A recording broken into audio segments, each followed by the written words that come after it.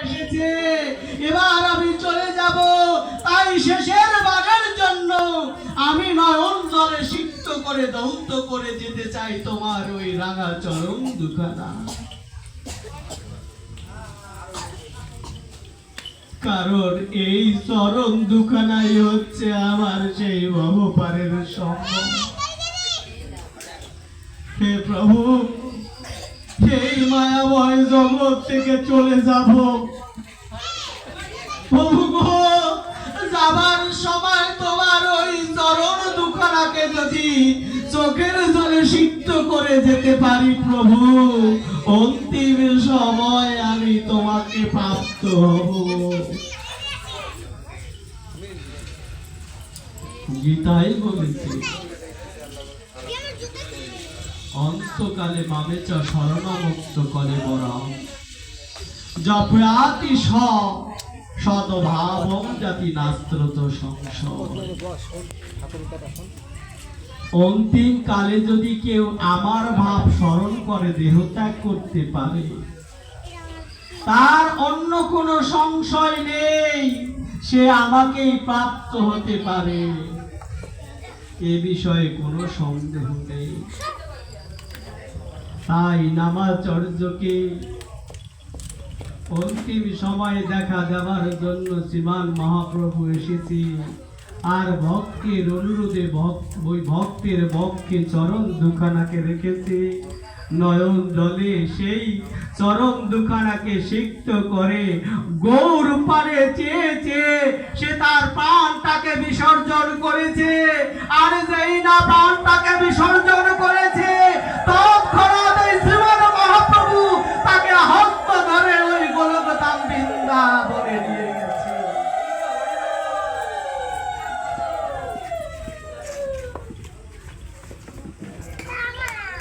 হরে কৃষ্ণ।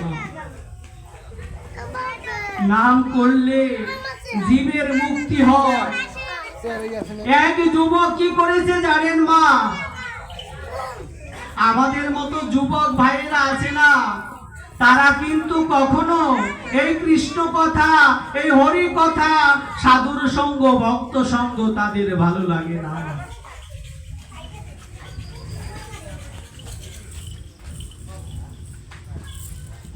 এক ভক্ত যুবক, সে সর্বদা কৃষ্ণ নাম করে। আর এক যুবক, সে কখনো কৃষ্ণ নাম করে না।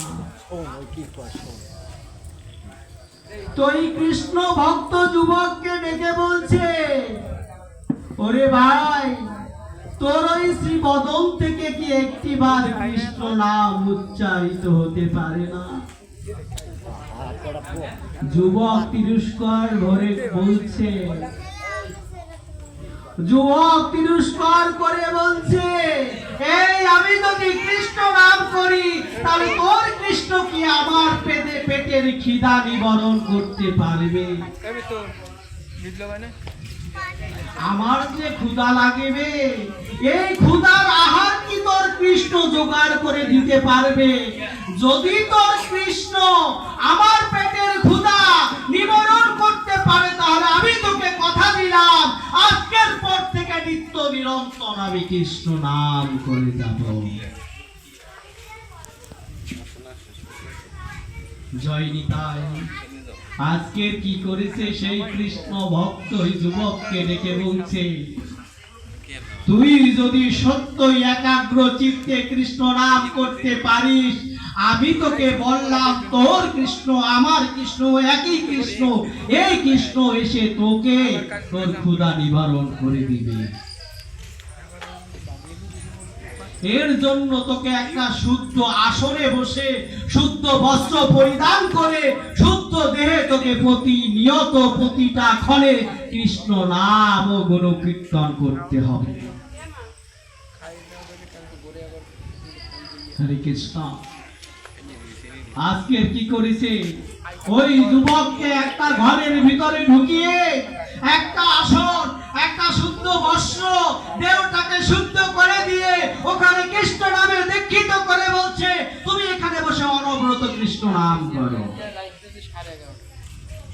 যদি তুমি এখানে বসে